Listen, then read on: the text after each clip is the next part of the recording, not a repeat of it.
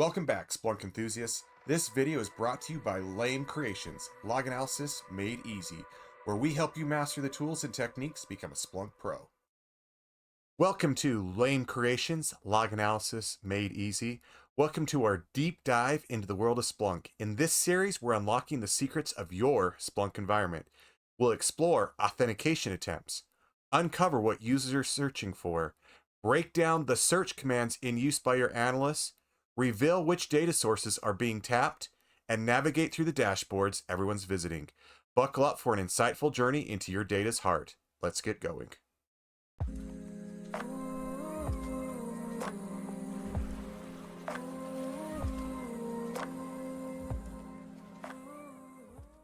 Welcome to our first video segment that we're going to talk about learning your environment as a Splunk admin. You're going to want to know which users are using your system, whether they're successfully logging in or not, things like that. And so we're going to look into the underscore audit index. And actually most of this data series, that's where we're going to be. And there's a little tag in there called authentication. It just makes it really simple to pull back all the logs for authentication. You're going to have that built into your Splunk system. So if you'll just do index equals underscore audit, tag equals authentication, I put info equals succeeded, but you can also have info equals failed or not put an info in there, and then you'll get back successes and failures. And then I have user equals and these brackets, meaning put something in there.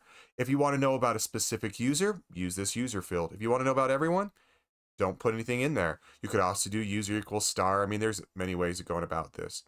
And then I just pulled back what I felt were the useful fields. With a table command, I pull back the time of the authentication event, whether it was successful or not, what user did that, what Splunk server this was on. This is where the log is being stored, and this is the machine that they are actually using.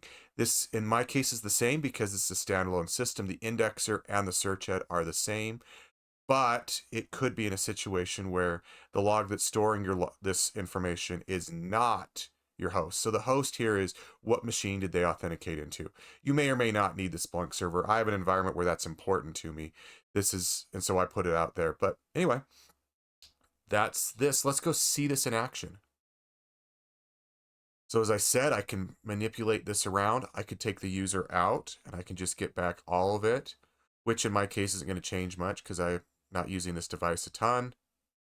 But anyway, there's my authentication. I could take info equals succeeded out, and if I have a failed login attempt, I'll get back that as well. So you can just play around with this. I'm going to go log out, fail an authentication attempt, and come back and we should be able to see it.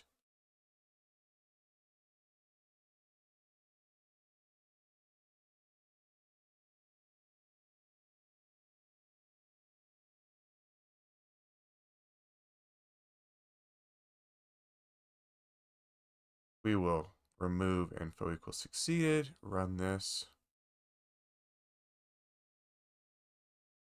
And we can see there was my success, there was my failure, and there was my success a little bit later getting in. Actually, it's the other way around, sorry. Failure and then success because the way the chronological order goes. Anyway, that's the first segment on understanding who's authenticating to your system. Please look below if you're not following this as a playlist. It will point to the next video that you can follow in this series, and I hope you keep following it.